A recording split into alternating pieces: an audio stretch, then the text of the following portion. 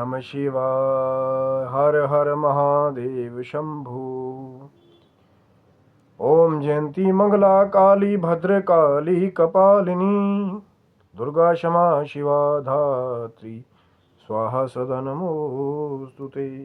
ओम गंगणपते नमः। जय माता दी मित्रों, कैसे हैं आप सब।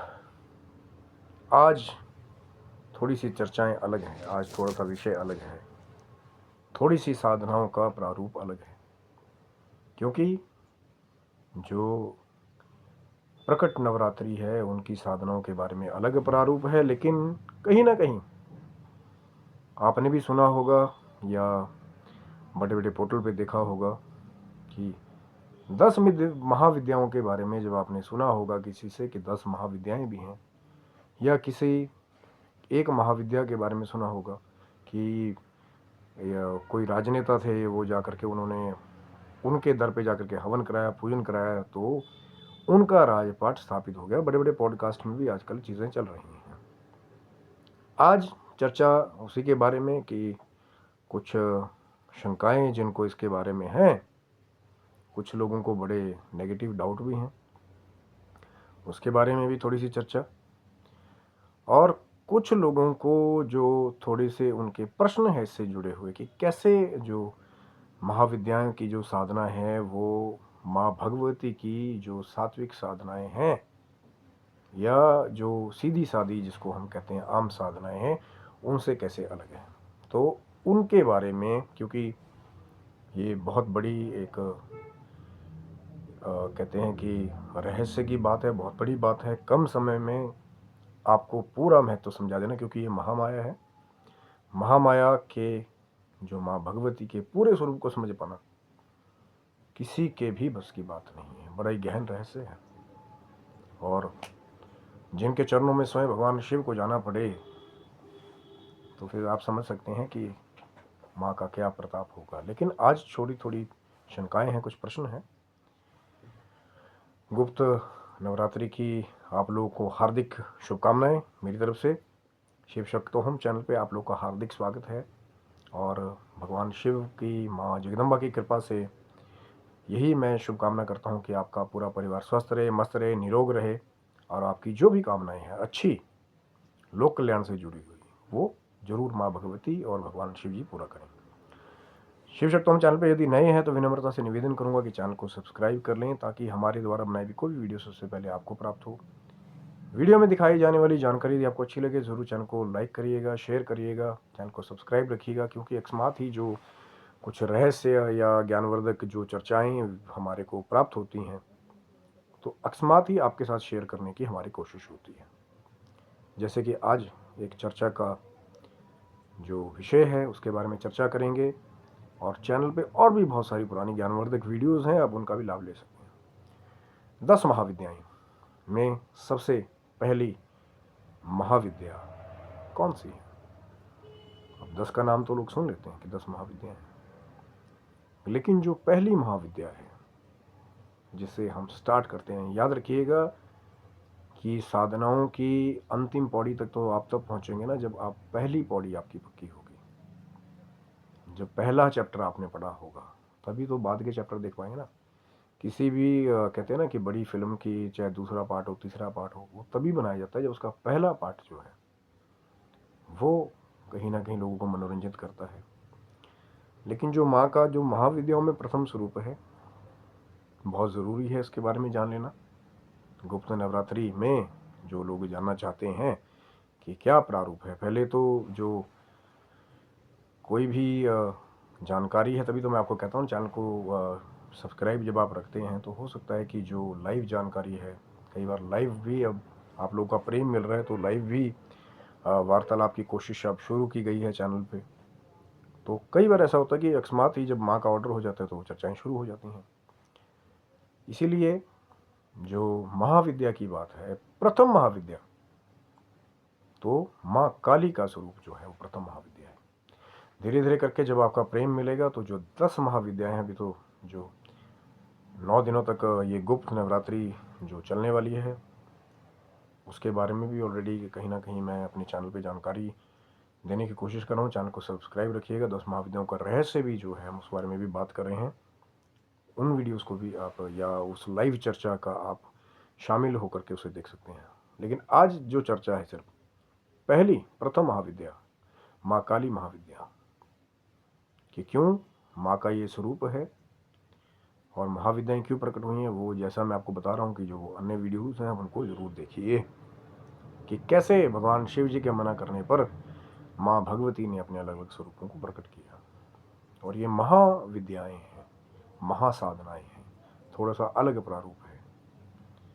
जैसे हमारी सात्विक साधनाओं में जब हमारे जो दूसरे प्रकट नवरात्रे आते हैं उसमें 7वें नंबर पे जो देवी कालरात्रि का स्वरूप है, लेकिन जो ये माँ काली का स्वरूप है महाविद्या में, ये थोड़ा सा भिन्न है। क्योंकि एक तो पहली महाविद्या है और महाकाली का जो स्वरूप है ये 10 महाविद्याओं में उग्र कोटि की महाविद्या मानी जाती हैं। उसमें भी अलग अलग कैटेगरी है। जब धीरे धीरे आपका प्रेम मिलेगा, आगे हम चर्चाएं करेंगे। 9 दिनों तक कोशिश है 9 दिन पर्यंत तक की जो महाविद्या से जुड़ी चर्चाएं कि कौन कौन सी महाविद्याएं उग्र कोटि की हैं, कौन कौन सी सौम्य कोटि की हैं और कौन कौन सी जो है वो दोनों ही कोटियों की, इनमें भी श्रेणियां हैं। तो पहला कुल जो है वो काली कुल ही है। अब कौन कौन सी महाविद्या काली कुल में आती हैं या श्री कुल में आती हैं, ये चर्चाएं आगे चलेंगी। आज सिर्फ हम बात कर रहे हैं प्रथम महाविद्या जो है माँ काली महाविद्या के बारे में। माँ काली का वो स्वरूप है जो, अब इसके बारे में अलग अलग लोगों ने अलग अलग डेफिनेशन बनाई है कि शमशान की काली है, मरघट की काली है, बहुत सारी अलग अलग, पर है तो माँ काली का ही स्वरूप, चाहे अलग अलग प्रारूप है स्थानों के हिसाब से, लेकिन माँ काली का वो जो स्वरूप है, कहीं ना कहीं हाथ में खप्पर है, त्रिशूल है, राक्षसों का वध किया है, ये वही माँ काली हैं जो आगे चल करके जिनका स्वरूप जो है चामुंडा कहलाए, जिन्होंने चंड और मुंड का विनाश कर दिया और कहीं ना कहीं जाकर के अपनी जीवा का विस्तार करके जिन्होंने रक्त बीज को भी एक भी लहू की बूंद जो है वो गिराने नहीं दी पृथ्वी के ऊपर, जिससे कि क्योंकि रक्त बीज को वरदान था कि जितनी ही बूंदे लहू आपका कोई बहाएगा वो गिरेगी, उससे और रक्त बीज पैदा हो जाएंगे। तो माँ काली ने ही अपनी जीवा का विस्तार करके रक्त बीज के लहू को पूरा साफ कर दिया, जिससे कि रक्त बीज जो है वो विनाश को प्राप्त हुआ। तो जब भी कभी दैत्यों का और देवताओं का संग्राम होता है तो माँ काली के नाम से सभी तरतर खाते हैं, क्योंकि माँ काली का स्वरूप ही ऐसा है। मैंने पहले आपको बताया कि उग्र रूप है। बहुत सारे जो तांत्रिक हैं वो ज़्यादातर आपको माँ काली के उपासक और भैरव जी के उपासक ज़्यादा मिलेंगे, क्योंकि कुछ जो दूसरे कर्म भी हैं कहीं ना कहीं लोग सिद्ध करने की कोशिश करते हैं, लेकिन वही मैं यहाँ से बात कह रहा हूँ कि जब तक पूरा ज्ञान ना हो, ये प्रकृति है, आप किसी का बुरा करोगे तो आपका बुरा निश्चित रूप से होगा। कभी भी महाविद्याओं का मतलब ये है कि महाविद्याओं का आशीर्वाद जिनको प्राप्त हो तो अपने रक्षण के लिए पहले, अगर कोई शरारती तत्व आपको तंग कर रहा है, आपका उसके साथ कोई लेना देना नहीं है, तब अपनी प्रोटेक्शन के लिए, अपने कामों को सिद्ध करने के लिए जो है महाविद्याओं का आशीर्वाद प्राप्त करें। लेकिन कौन से कर्म? जो लोक कल्याण से जुड़े हुए हैं, क्योंकि माँ काली उग्र रूप की हैं। अब आप पूरा ज्ञान है नहीं, आप साधनाएं करने बैठ जाओ और रात को लगे कि बहुत सारे साधकों को ऐसे ऐसे एक्सपीरियंस हुए हैं माँ काली की आराधना के समय भी, कि जैसे अकस्मात ही कोई आकृति अंधेरे में आपको दिखाई पड़े, एकांत में आपको कुछ आवाज़ें आए, तो उस हिसाब से साधक का भी प्रिपेयर होना बहुत ज़रूरी है, क्योंकि ये महाविद्याएं हैं तो इनकी परीक्षाएं भी जो है वो बहुत बड़े लेवल पे कई बार होती हैं। तो जब गुरु होते हैं, गुरु के सानिध्य में आप ये चीज़ें करते हैं, तो कहीं ना कहीं जो है गुरु आपको गाइड करते हैं कि हाँ कहाँ कहाँ परीक्षाएं होंगी, कहाँ कैसे क्या करना है। मैं बिल्कुल यहाँ से जो सात्विक साधना है महाविद्याएं की उनके बारे में बात कर रहा हूँ। माँ काली की ओम क्रीं कालिकाय नमः ही मंत्र है, और माँ का एक और मंत्र है, वो मैं आपको वीडियो के अंत में अभी बताऊंगा आपको। पर मैं किसी को भी यहाँ से कोई क्रिया शुरू करने के लिए नहीं कह रहा हूँ, सिर्फ एक जानकारी के लिए। पहले भी बहुत बार चर्चाएं की है, लेकिन माँ का स्वरूप ही ऐसा कि बार बार चर्चा करते हैं। और सिर्फ आपकी जानकारी के लिए मैं आपको वो मंत्र बता रहा हूँ। कौन सा मंत्र है जिसके द्वारा आप माँ का ध्यान भी कर सकते हैं। माँ कालिका का जो आप सानिध्य हैं वो सिर्फ भक्ति के लिए माँ का ध्यान कीजिए। अपने कमज़ोरियों को दूर करने के लिए माँ का ध्यान कीजिए कि माँ काली जो है आपको शक्ति प्रदान करें कि कोई भी युद्ध है, चाहे आपके गृहस्थी का है, चाहे आपके ऑफिस का है, चाहे आप लोक कल्याण से जुड़ा कोई युद्ध लड़ रहे हैं, तो माँ आपको शक्ति प्रदान करे। क्योंकि माँ काली जो है वो शरीर को ऊर्जा प्रदान करने वाली शक्ति है, जिसके द्वारा आप शारीरिक रूप से मजबूत बनते हैं और कहीं ना कहीं जो आपका जो वो रण है आपकी ज़िंदगी के लिए, वो कहीं ना कहीं आपको वहाँ पे सफल बनाता है। लेकिन अगर ये सोचेंगे कि माँ का आप पूजन कर रहे हैं किसी का बुरा करने के लिए, तो फिर तैयार हो जाइए कि ये प्रकृति है, जैसा आप बुरा करेंगे वो तो माँ है जगत की। लेकिन सिर्फ ध्यान करने के लिए, भक्ति करने के लिए। और इस नवरात्रि में जो प्रथम नवरात्रा है आज का, अब कैसे 9 दिनों में 10 महाविद्याओं की साधना होती है, अगर प्रत्येक दिन एक करते हैं तो उसके बारे में आगे चर्चा होगी कि कौन सी साधनाएं जो है, कई लोग एक ही दिन में 2 महाविद्याओं को कवर कर लेते हैं और प्रत्येक दिन नहीं तो बाकी दिन एक एक महाविद्या का पूजन करते हैं।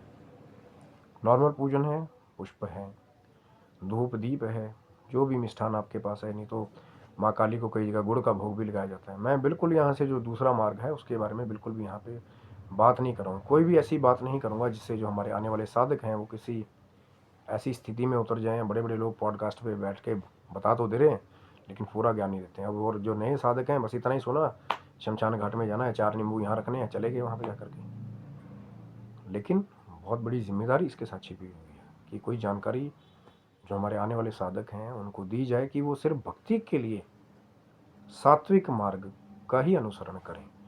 नहीं तो तामसिक मार्गों पे अगर जाकर के फंस गए तो वहाँ पे तो चीज़ें ऐसी ऐसी हैं जिनके पास ना दया है ना क्षमा है। फंस गए एक बार तो फिर कोई आपको बचाने वाला जो है वहाँ पर पे, क्योंकि आप नए नए पथ पे जा रहे हैं। रक्षण का भी पता होना चाहिए, अपने आसन शुद्धि का भी पता होना चाहिए, कवच का भी पता होना चाहिए। और लोग बिना बस यूट्यूब पे थोड़ा सा सुना और चले। इसलिए मैं कह रहा हूँ कि मैं यहाँ से कोई क्रिया शुरू करने के लिए नहीं कह रहा हूँ, सिर्फ एक ज्ञान की चर्चा है महाविद्या के बारे में। अगर किसी के बारे में लोगों के मन में डाउट्स आते हैं उसको कवर करने की कोशिश है सिर्फ। तो माँ काली का भी एक मंत्र है जो मैं वीडियो के एंड में आपको बताऊंगा, वीडियो को एंड तक देखिएगा, सिर्फ ध्यान के लिए, माँ की भक्ति प्राप्त करने के लिए। अगर नहीं तो नवार्ण मंत्र का भी अगर आप जप करेंगे इन गुप्त नवरात्रियों में भी, तब भी माँ प्रसन्न हो जाती हैं। कि जो दूसरे प्रारूप मैंने पहले कहा कि ये साधनाएं थोड़ी सी अलग लेवल की हैं। जिन्होंने कभी कोई साधना नहीं की, माँ भगवती की हनुमान मंत्र का जप किया हो, तो कहीं ना कहीं फिर उनके लिए डायरेक्ट महाविद्याओं के साथ जब वो कांटेक्ट करने की कोशिश करेंगे, वो जो महा ऊर्जाएं हैं, तो कई बार बड़े बड़े लोग पस्त हो जाते हैं वहाँ पे, कई लोग विचलित हो जाते हैं, कई लोग कहते हैं जी हम बीमार पड़ गए, क्यों डर लग गया एकदम से। अब अंधेरे कमरे में बैठ के जाप कर रहे हैं और एकदम से आवाज़ें आएंगी, ज़रूरी नहीं कह रहा हूँ कि आएंगी, हो सकता है आएंगी, और फिर एकदम से आप कि यार भैया अंधेरी रात है, रात के 2 बज रहे हैं, और एकदम से कुछ हो जाएगा। क्योंकि ये महासाधनाएं हैं, जो गुप्त नवरात्रि हैं, जो रातें हैं, वो साधनाओं की रातें हैं। पर चलेंगे धीरे धीरे, एकदम ही कोई भी गुरु अगर आपको लगे कि दे देगा, बहुत मुश्किल है। पहले परख की जाती है शिष्यों की कि कल को जाकर के इन महाशक्तियों के द्वारा ये शिष्य कुछ बुरा ना कर दे, इसीलिए जो है पहले परख की जाती है, तब जाके उनको वो मार्ग पूरा दिया जाता है। पर मैं वही कह रहा हूँ कि जो भक्ति करना चाहते हैं सिर्फ माँ की, माँ का सिर्फ जानना चाहते हैं, जिज्ञासा है कि क्या लोग बार बार महाविद्याओं के बारे में बात करते हैं और काली महाविद्या के बारे में जैसे आज हम बात कर रहे हैं, क्योंकि माँ का रूप बड़ी उग्र रूप है। लेकिन कहीं ना कहीं माँ काली बहुत दयालु भी हैं, और जो वैसे भी माँ काली की आराधना करते हैं, पर ये जो महाविद्या का स्वरूप है थोड़ा सा, जिसे हम कहते हैं कि अलग लेवल पे और ऊर्जावान और शक्ति से ओतप्रोत, थोड़ा सा कहते हैं ना कि जैसे भगवान शिव का स्वरूप है कि शनै तुष्टा शनै रुष्टा, वैसे ही माँ का भी स्वरूप है। कई बार माँ बहुत जल्दी बिगड़ जाती हैं, लेकिन माँ बहुत दयालु हैं। अगर बच्चा बन के जाएंगे तो हो सकता है आपको हर जगह क्षमा मिले, लेकिन तांत्रिक बन के जाओगे, साधक बन के जाओगे माँ के आगे, तो कई बार माँ उठा के ऐसे ही पटकनी दे देती है कि हो सकता है कि आपका मार्ग पे दोबारा पाँव रखने की हिम्मत ही ना हो। इसलिए सिर्फ जानकारी के रूप में इसको ग्रहण करें, और जो जानकारी को जान करके साधनाएं प्रारंभ करते हैं, तभी तो मैं कह रहा हूँ ना कि जो नहीं दूसरी चीज़ों के साथ सिंपली जो एक सीधा साधा रास्ता अपनाना चाहते हैं, वो नवान मंत्र का जप करें। पर वही है, एकांत में गुप्त तरीके से, किसी के साथ कोई बखान नहीं करना। अपना माँ का स्वरूप का ध्यान किया, ओम ऐं ह्रीं क्लीं चामुंडा विच्चे का जाप आप कर सकते हैं। वो भी माँ भगवती का ही स्वरूप है। 10 महाविद्या भी माँ भगवती का स्वरूप है। कोई ऐसा कोई अलग वो नहीं है कि ये अलग कोई चीज़ें हैं। वही माँ भगवती, वो माँ जगदम्बा, वही प्रकृति के ही अलग 10 प्रारूप हैं, 10 महाविद्याएं। पर जैसा मैंने आपको कहा कि महाकाली, माँ काली की जो महाविद्या है, ये उग्र रूप की महाविद्या है। और जब साधनाएं करें तो थोड़ा सा जो आपका मन और मस्तिष्क है वो मजबूत होना चाहिए, कि जैसे अगर कर रहे हैं, ठीक है, गुरु आपके पास है, उन्होंने आपको रक्षण बताया हुआ है, कवच बताया हुआ है, हर एक चीज़ बताई हुई है, कर रहे हैं, बहुत अच्छी बात है। लेकिन अगर बिना जानकारी के इस चीज़ को करने के लिए जा रहे हैं, तो फिर किसी भी नए एक्सपीरियंस के लिए भी पहले से ही तैयार होकर बैठिएगा। हो सकता है कि चीज़ें इधर उधर आपको दिखने लग जाएं, फिर आप विचलित हो जाएं कि भैया ये क्या दिखने लग गया, क्योंकि ये महाविद्याएं हैं, महामाया है, और साधकों को पहले अपने आप को मेंटली प्रिपेयर करना बहुत ज़रूरी है। नहीं तो माँ के रूप में पूजेंगे सिर्फ ध्यान के लिए, भक्ति के लिए, तो कोई इसमें कोई वो नहीं है। पर जो लोग चाहते हैं कि हाँ थोड़ी सी हम शक्ति साधना करें, अनुष्ठान टाइप करें, एक अलग लेवल पे जाने के लिए, अपनी शक्तियों को बढ़ाने के लिए, तो फिर वो थोड़ा सा इन चीज़ों के लिए तैयार रहें। नहीं तो ध्यान करने के लिए और माँ की भक्ति करने के लिए फिर कोई डर नहीं है। आराम से माँ का ध्यान करें, पूजन करें, नमस्कार किया, फिर अपना आगे बढ़ें। और जो चाहते हैं कि साधनाओं में आगे बढ़ना चाहते हैं, तो पहले, इसीलिए मैं बार बार कहता हूँ कि पहले नवान मंत्र की जो साधना है वो बहुत ज़रूरी है, ताकि भगवती की ऊर्जाओं से आपका पहले से ही एक कनेक्शन बना हुआ हो। अब जिसने थोड़े से वाट का करंट झेला नहीं, उसको मैं 440 का डायरेक्ट लगा दूँ, बहुत सारे लोग बीमार हो जाते हैं, कई विचलित हो जाते हैं, कई तो ऐसे हो जाते हैं कि बोलने लायक नहीं रहते। वैसी स्थिति ना आ जाए, इसलिए सेफली उस चीज़ को करें। मंत्र में आपको बता दे रहा हूँ, सिर्फ जानकारी के लिए, भक्ति के लिए, ध्यान करने के लिए। कोई यहाँ से कोई मैं क्रिया नहीं, कोई नहीं आपको बोल रहा हूँ कि आप ये इस जगह जाओ, उस जगह जगाओ। माँ का नॉर्मल भोग आप गुड़ का भी माँ को ध्यान करके लगा सकते हैं। ओम ह्रीं श्रीं क्रीं परमेश्वरीय कालिके स्वाहा, इसके द्वारा ध्यान माँ का आप कर सकते हैं। ये महाविद्या का मंत्र है। पर मंत्र मैंने आपको इसलिए बताया है कि सिर्फ ध्यान करने के लिए। पहले गणेश जी की, अगर आकी की माला पे बोलते हैं, रुद्राक्ष की माला पे भी हो जाता है जब, तो लोग बताते हैं, तो पहले गणेश जी की आराधना, ध्यान बहुत ज़रूरी है। कोई भी साधना करें, महाविद्याएं करें चाहे नॉर्मल साधना करें, गणेश जी की साधना बहुत ज़रूरी है। माँ का ध्यान करें, माँ को प्रणाम करें, और फिर माँ का आशीर्वाद लेके आगे चलें। बस सिंपल मार्ग। और जब अगर नहीं भी 10 महाविद्याओं के हिसाब से साधना करना चाहते हैं, बहुत बड़ा प्रारूप है, मैं तो थोड़ी सी एक वैसे आपको जानकारी दे रहा हूँ। आज पहला नवरात्रा है गुप्त महाविद्या के बारे में। जो दूसरी चर्चाएं हैं, लाइव चर्चा भी अगर जुड़ेगी तो ज़रूर उसमें शामिल होइए, आपको जानकारियाँ मिलेंगी। 10 महाविद्याओं का थोड़ी सी और लंबी चर्चाएं हैं, क्यों माँ का प्राकट्य हुआ, क्यों अलग अलग महाविद्याएं हैं। लेकिन वही बात है कि बिना किसी प्रैक्टिकल पूरी जानकारी के कोई भी दूसरी साधनाएं, यहाँ चले जाओ, वहाँ चले जाओ, शमशान में चले जाओ, रात को चले जाओ, कहीं भी ऐसे स्थान में मत जाइए जिसके बारे में आपको पूरी जानकारी ना हो।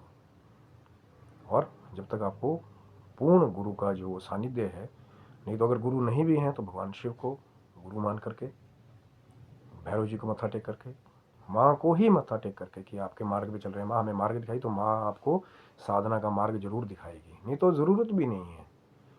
जो ओम ऐं ह्रीं क्लीं चामुंडाई विच्चे जपते आ रहे हैं, तो माँ की कृपा तो वैसे ही सब पे बनी हुई है। पर ये थोड़ी सी अलग तरह की साधनाएं हैं। सिर्फ जानकारी के लिए आपसे एक चर्चा थी। आप स्वस्थ रहें, मस्त रहें, जानकारी को लेकर के कोई कार्य करें, ताकि आपका बुरा ना हो, आपसे जुड़े हुए लोगों का बुरा ना हो, कोई ऐसी स्थिति में ना पहुंच जाएं कि जहां से वापस आना आपके लिए मुश्किल हो जाए। इसीलिए आपको बता रहा हूँ कि सावधानी बहुत ज़रूरी है। सिर्फ जानकारी के लिए इसको देखिए, माँ को प्रणाम कीजिए, और ये जो गुप्त नवरात्रि है, इनका लाभ जो है आप माँ भगवती की भक्ति के लिए उठाइए।